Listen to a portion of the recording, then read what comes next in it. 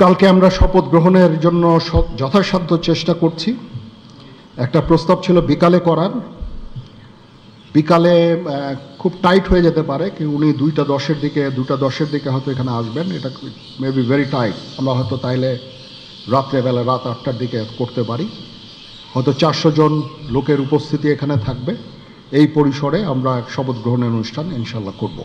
আমার ধারণা আপাতত 15 জন হতে পারে, এবং আমি রাজনৈতিক নেতৃবৃন্দর কাছ থেকে কথাও আমি ওনাদেরকে আমি বলেছিলাম যে আপনারা আমাকে সাহায্য করেন, যে মুহূর্তে এই ট্রানজিশনটা হবে এ ধরনের সমস্যার সৃষ্টি হতে পারে, এবং ওনারাও আমাকে বলেছিলেন যে ওনাদের যতদূর সম্ভব সাহায্য করবেন। তারপরেও কিছু কিছু ঘটনা ঘটেছে, এটা ঘটার পিছনে তো কিছু কারণও আছে, এবং আমরা ইনিশিয়ালি হয়তো কিছু এরকম ঘটনা ঘটেছে, বাট তারপরে এখন পরিস্থিতি কিন্তু অনেক শান্ত হয়ে আসছে। আমরা আমাদের যত স্ট্রেংথ আছে, পুলিশ কিন্তু নন এক্সিস্টিং, পুলিশ কোনো ডিউটিতে নাই। পুলিশের একটা বড় ফোর্স, এটার যে ভয়েড যেটা সৃষ্টি হয়েছে, এই ভয়েডটা সেনাবাহিনীর স্ট্রেংথ দিয়ে এটা পুরা করা সম্ভব না। আর তারপরেও আমরা যথাসাধ্য চেষ্টা করে যাচ্ছি, এবং হাজার হাজার লোককে আমরা কিন্তু এই সমস্ত সমস্যা থেকে আমরা উদ্ধার করেছি।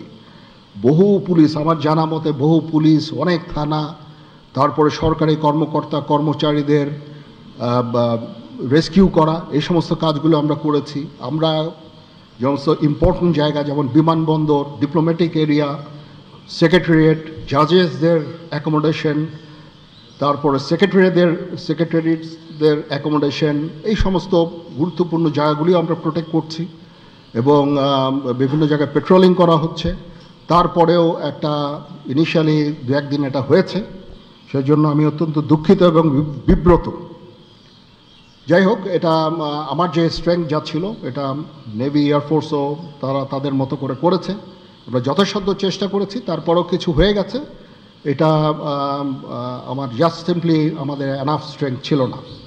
বাট আমি নিশ্চিত যখন পুলিশ পুনর্গঠন হয়ে যাবে, তারা যখন আবার কাজে নেমে যাবে, তখন এই ভয়েডটা খুব সহজেই আমরা পূরণ করতে পারবো। পুলিশের একটা বিরাট সংখ্যক ফোর্স, পুলিশ ইজ একটা বড় ফোর্স।